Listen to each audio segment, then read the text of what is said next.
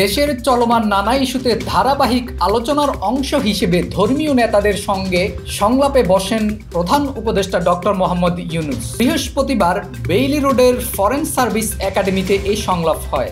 এর আগে বুধবার রাজনৈতিক দলের নেতাদের সঙ্গে বৈঠক করেন প্রধান উপদেষ্টা। ইউরোপীয় ইউনিয়নের সদস্যভুক্ত ২৭ দেশ ও ঢাকায় ইইউ মিশন প্রধানসহ ২৮ রাষ্ট্রদূত সোমবার অন্তর্বর্তী সরকারের প্রধান উপদেষ্টা ডক্টর মোহাম্মদ ইউনূসের সঙ্গে দেখা করবেন। এ তথ্য জানান পররাষ্ট্র মন্ত্রণালয়ের মুখপাত্র মোহাম্মদ রফিকুল আলম। সাবেক প্রধানমন্ত্রী শেখ হাসিনার বিদ্বেষমূলক মন্তব্য গণমাধ্যম এবং সামাজিক যোগাযোগ মাধ্যমে প্রচার নিষিদ্ধ করেছেন আন্তর্জাতিক অপরাধ ট্রাইব্যুনাল। একই সঙ্গে এসব মাধ্যমে প্রচারিত বক্তব্য দ্রুত সরানোর নির্দেশ দেওয়া হয়েছে।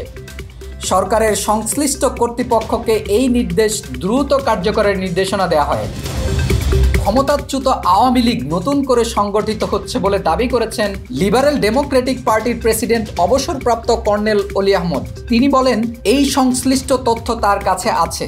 যদি মনে করি স্বৈরাচারীরা বসে আছে, এটা সঠিক নয়। ভারতীয় শাড়ি রাস্তায় ফেলে আগুনে পুড়িয়েছেন বিএনপির সিনিয়র যুগ্ম মহাসচিব রুহুল কবির রিজভী।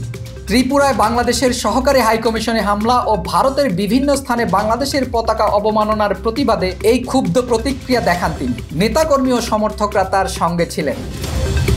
বিদ্রোহী কবি কাজী নজরুল ইসলামকে বাংলাদেশের জাতীয় কবি হিসেবে ভূষিত করে প্রজ্ঞাপন প্রকাশের প্রস্তাব অনুমোদন করা হয়েছে। বৃহস্পতিবার অন্তর্বর্তী সরকারের প্রধান উপদেষ্টার কার্যালয়ে উপদেষ্টা পরিষদের বৈঠকে এই সিদ্ধান্ত হয়।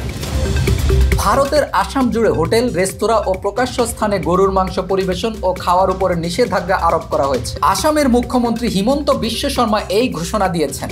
তিনি জানান, রাজ্য মন্ত্রিসভার এক বৈঠকে এই সিদ্ধান্ত নেওয়া হয়। নিউজিল্যান্ডের রাজধানী ওয়েলিংটনে বাংলাদেশের হাইকমিশন স্থাপন করা হচ্ছে। এই সংক্রান্ত এক প্রস্তাব অনুমোদন দিয়েছে উপদেষ্টা পরিষদ। বৃহস্পতিবার প্রধান উপদেষ্টার কার্যালয়ে উপদেষ্টা পরিষদের বৈঠকে এই অনুমোদন দেওয়া হয়। এতে সভাপতিত্ব করেন প্রধান উপদেষ্টা ডক্টর মোহাম্মদ ইউনূস। তাইওয়ানের কাছে অস্ত্র বিক্রির কারণে যুক্তরাষ্ট্রের ১৩টি প্রতিরক্ষা কোম্পানি ও ৬ জন নির্বাহীর উপরে নিষেধাজ্ঞা আরোপ করেছে চীন। চীনা পররাষ্ট্র মন্ত্রণালয়ের তথ্য অনুযায়ী কালো তালিকাভুক্ত ব্যক্তি ও প্রতিষ্ঠানের সম্পদ জব্দ করা হবে। তাদের সঙ্গে ব্যবসা নিষিদ্ধ করা হবে। ওইসব ব্যক্তিদের চীনে প্রবেশ নিষিদ্ধ করা হবে।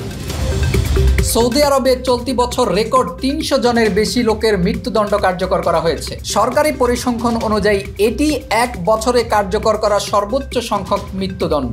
স্বরাষ্ট্র মন্ত্রণালয়ের বরাতে সৌদি প্রেস এজেন্সি জানিয়েছে, সর্বশেষ মঙ্গলবার ৩ জনের মৃত্যুদণ্ড কার্যকর করা হয় মাদক চোরাচালানের দায়ে।